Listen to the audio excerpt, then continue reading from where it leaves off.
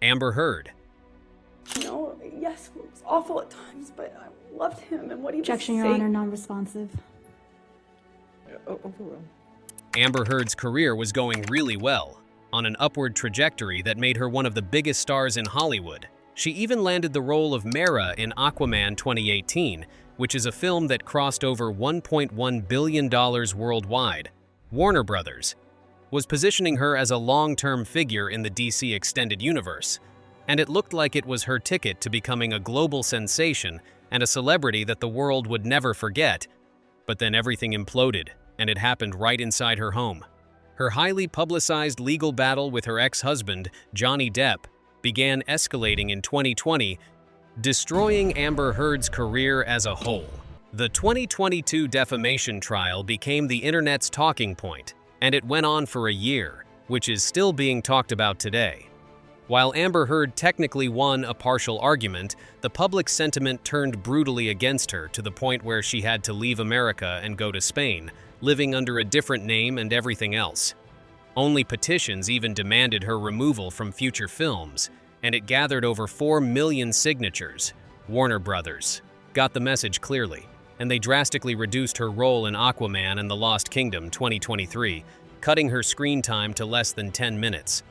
The film itself bombed and grossed only $434 million against a $250 million production budget, resulting in a $100 million loss after the global marketing cost.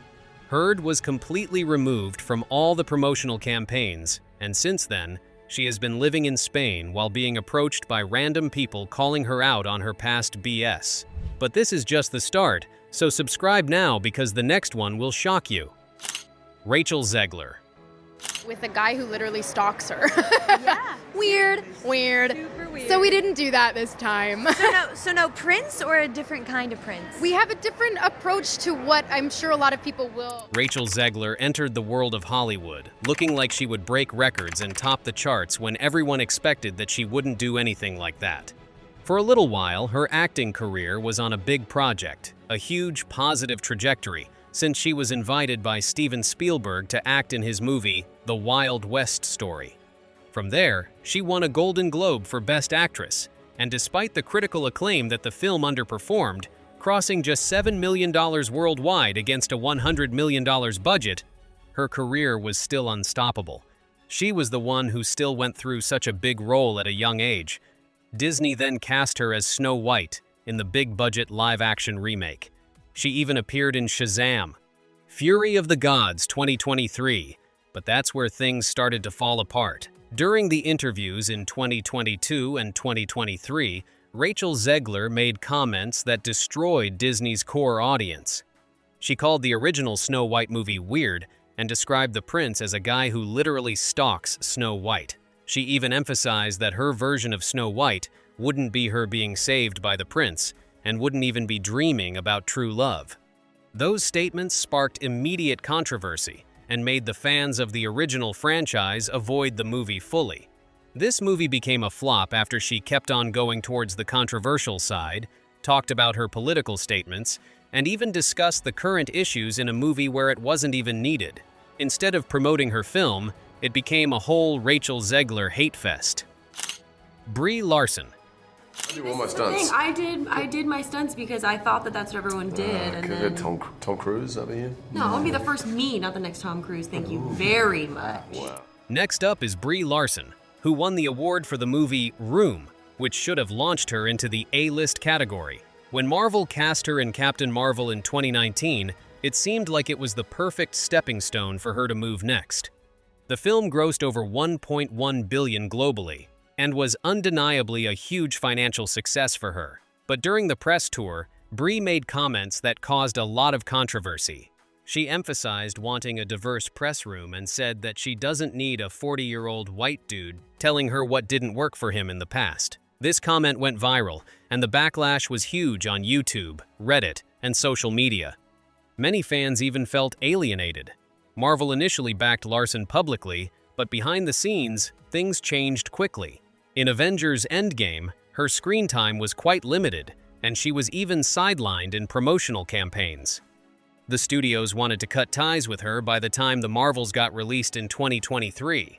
Larson's public image had cooled down significantly. The film was a huge disaster, grossing only $206 million globally, and the overall loss was $130 million, making it Marvel's biggest box office bomb. Despite being their first female-led crossover, since then Larson hasn't really attached herself to any major studios, and we might know why Marvel hasn't announced any new plans for Captain Marvel either. From a single comment, she destroyed her whole career. Elliot Page.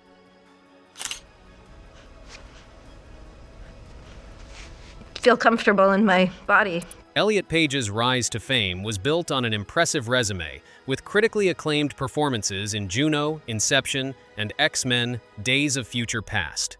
By the mid-2010s, Page was already an established actor with amazing results. Back in December 2020, Page publicly came out as transgender, and the news of the announcement spread everywhere. Some of the biggest media groups were covering it, and even Netflix rewrote aspects of the Umbrella Academy to reflect the transition, which is huge. They changed Page's character from Vanya to Victor in Season 3, 2022. But still, the storyline was minimal, and the show's viewership declined compared to its early seasons. More importantly, ever since transitioning, Page has not booked any major film roles. People are also worried about his health, and his only post-transition film is Close to You 2023, which is a low-budget independent drama that received much less exposure compared to his other works. Page also remains a high-profile activist and author, releasing a memoir titled Page Boy in 2023, but has been actively sidelined by film and television studios. Almost no one has announced a new project with Page since 2020. Next up is someone you might have forgotten or not even expected. So subscribe now if you want to watch more videos where we uncover Hollywood's biggest downfalls. Jameela Jamil. Do you remember Jameela Jamil? Who gained recognition for playing Tahani on NBC's The Good Place from 2016 to 2020? Well, she was huge initially, and this role earned her huge popularity and a strong social media following. After the show ended, Jameela became increasingly vocal about body image, gender identity, and social justice issues. Her online activism also became the talk of the industry, and she has engaged in public feuds and while-physic accusations of performative activism. Critics have also questioned the accuracy of various personal anecdotes that she has shared. Finally, Marvel cast her as the villain Titania in the She-Hulk Attorney at Law. The series also had mixed reviews. After She-Hulk failed, Jameela has not been cast in every major film and television role. Lena Dunham. Alana Dunham became one of the most popular actresses in the early 2010s, with Girls on HBO, which she created, wrote, and even starred in from 2005 to 2017. The series showed millennial life, but also drew a lot of criticism for the lack of diversity and a polarizing public persona. After it ended, Dunham maintained a social media presence through essays, political activism, and interviews. However, there were a lot of controversies that came along with her in Hollywood. She defended a colleague accused of assault, made insensitive public comments, and even faced repeated backlash for a lot of statements that alienated both progressive and mainstream audiences. In the end, she was left with nothing. Then Lena tried coming back with Catherine, who called Birdie in 2022, which is a medieval comedy drama that was produced by Amazon. Even though the reviews were mostly positive from critics, the film still failed to gain attention from the audiences, and today, Dunham is doing no major acting or directing projects with any major studio whatsoever. Once, she was the voice of a generation, and now no one even remembers her. Melissa Barrera. Next up, we have Melissa Barrera, who was known as the new Scream Queen after starring in Scream 2022 and Scream 6, 2023. Both of the movies were box office successes. She was also locked into continuing the franchise and had many other projects coming up. In November 2023, during the whole Israel-Gaza conflict, Barrera posted multiple statements on Instagram that Spyglass Media Group thought were anti-Semitic. She even shared posts against Israel while calling out a lot of conspiracies that were going around. At that point, Spyglass immediately fired her from Scream 7, issuing a statement that they have zero tolerance for anti-Semitism and the incitement of hate in any form, including false references to genocide. Her co-star, Ortega, also left the project officially due to scheduling conflicts, and the entire film was scrapped and rebuilt without any previous leads. Barrera's other upcoming projects also disappeared from Hollywood, and she went from being the face of one of the most popular horror movies to being dropped by her agencies and having a career that was slowly ending. Phoebe Waller-Bridge. Phoebe Waller-Bridge gained a huge level of success in Fleabag from 2016 to 2019, which won 6 Primetime Emmy Awards and established her as the leading voice in family storytelling. Right off the bandwagon of that success, she was brought in to work on the No Time to Die script and was cast as the co-lead in Indiana Jones and the Dial of Destiny, where she portrayed Helena Shaw. The movie was promoted heavily, but fans started backlashing Waller-Bridge for replacing Harrison Ford's iconic film thematically due to her feminist activism. It sparked a lot of hate online, and then Dial of Destiny opened to fewer views and grossed just $384 million globally on a production budget that was around $295 million, which resulted in an estimated loss of $130 million after marketing. Despite her critical reputation, there was a rumored Bond spin-off project focusing on a female 007 that was quietly taken away too. Her overall deal with Amazon is still active, but there are no major roles that she has been doing so far. Gina Carano. Gina Carano's Cara Dune won't return for future seasons of the Pedro Pascal-led series The Mandalorian, or for any other Star Wars project for that matter.